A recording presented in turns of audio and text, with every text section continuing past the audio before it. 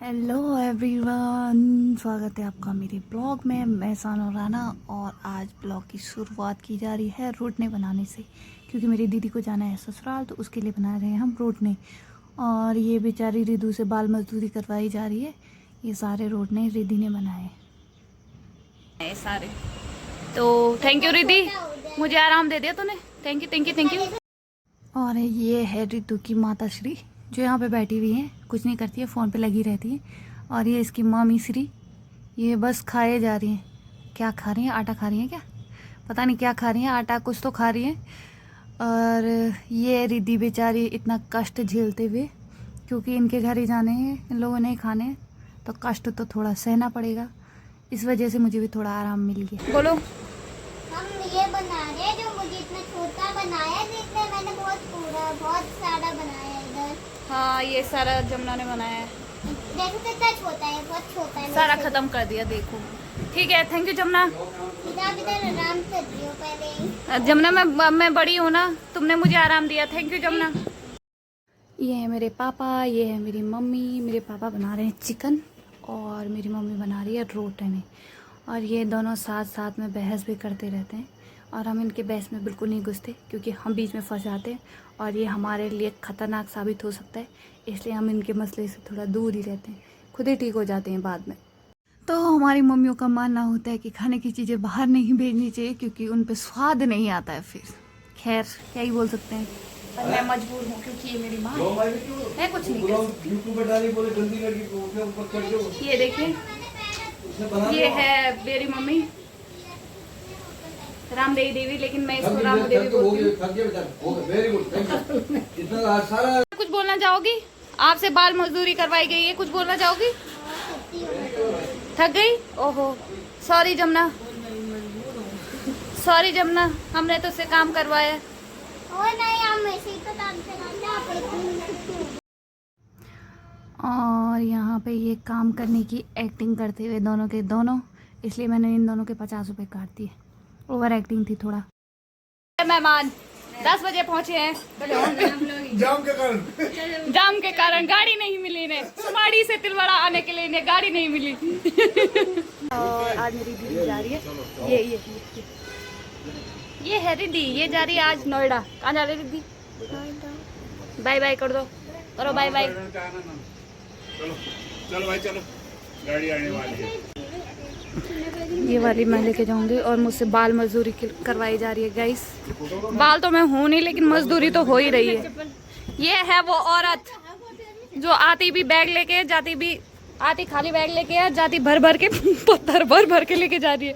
इसमें पत्थर भर भर के लेके जा रही है, क्योंकि ये है बहुत भारी। ये है ये है वो औरत। देखिए देखिए, शर्माए मत। जिस हिसाब के इसके बैग थे, इस पे तो 1000 रुपये एक्स्ट्रा पड़ते थे, लेकिन हमने लिए नहीं, और खैर इसने दिए भी नहीं। तो मर मर के मैंने इसका बैग नीचे रखा, और इसको यहाँ से धक्के मारने की तैयारी थी। पर हम बहुत अच्छे लोग हैं, तो हमने बिल्कुल इसको खाली हाथ नहीं भेजा। इस पे पत्थर भरे हमने इसके बैग पे। खाली भेजना भी अच्छी बात नहीं होती, इसलिए।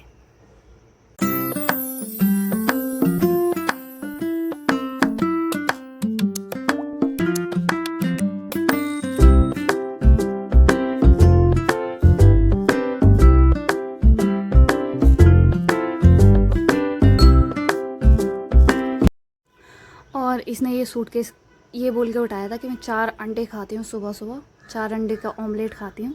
और यहाँ पे आके इसकी हड्डियों ने आंसर दे दिया था।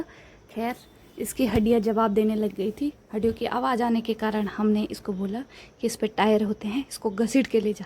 घर से थोड़ा आगे निकलने के बाद मुझे पता चला कि मेरी हड्डियाँ भी कमज़ोर हैं, और मेरे हाथ की हड्डियाँ जवाब दे चुकी हैं। तो इससे पहले कि मेरा हाथ टूट जाता, मैंने सोचा क्यों ना इसको सर में रख दूं। तो मैंने इसकी हेल्प ली, और इस बुद्धिमान औरत को ये नहीं पता कि सर कहाँ है, कंधा कहाँ है। तो जैसे तैसे मैंने इसको सर में रखा, क्योंकि सामान ले जाना भी ज़रूरी था। हमें ये ढोने ही थे, ये बक्से वक्से जो भी थे, क्योंकि हमने इसके पैसे लिए थे, हमें पैसे मिले थे गाइस, तो हमने उठा ही दिया।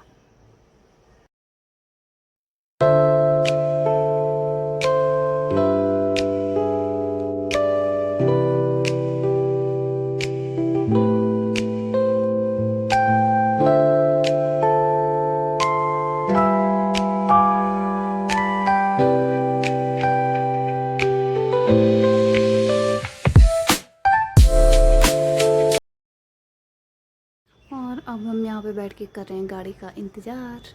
ये है रिद्धि, ये है चिनू भाई, पिंकी देवी, और हम सब यहाँ पे गाड़ी का इंतज़ार कर रहे हैं। गाड़ी आएगी तो हम इसको धक्के मार के गाड़ी में बिठाएंगे और फिर यहाँ से निकल जाएंगे। और ये है गाइस तिलवाड़ा।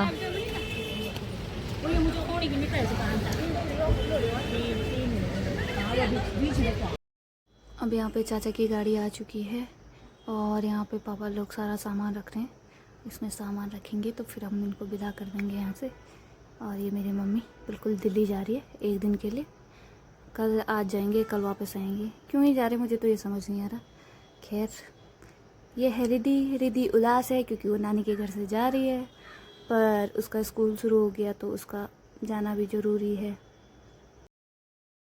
सारा सामान रखने के बाद, अब इनको विदा करने के बाद, अब हम भी अपने घर जाएंगे। ये लोग भी अपने घर निकल चुके हैं। छोड़ के आ चुके हैं, बहुत बुरा लग रहा है। रोई तो है नहीं तू। क्यों रो? मैंने कंट्रोल किया है, पता है आपको? कौन सा कंट्रोल? एक आंसू नहीं निकला इस औरत की आंखों से। मैंने अब कंट्रोल किया है, बकवास कर जाके रही है। रोऊंगी अभी। घर क्या फ़ायदा घर जाके रोने का, तब जब- वो और रोज आती है ना, जब वैसे कोई वो देखेगा ही नहीं तो। किसी को दिखाने के लिए थोड़ा ना। अरे सामने सामने रोना चाहिए ना, सामने वाले को पता चले कि याद आ रही है तुझे उसकी। ऐसे दिखावा नहीं करना चाहिए, नहीं। दिखावा नहीं करना। हमारा घर कुछ ज़्यादा ही ऊपर हो गया है। अच्छा, आज मैं जाऊंगी तो तिलवाड़ा वालों से विनती है कि एक ट्रॉली इधर भी लगाई जाए। हम पहुंच चुके हैं घर, तो अब हम इस ब्लॉग को यहीं समाप्त करते हैं। मिलेंगे नेक्स्ट ब्लॉग में। Bye bye guys.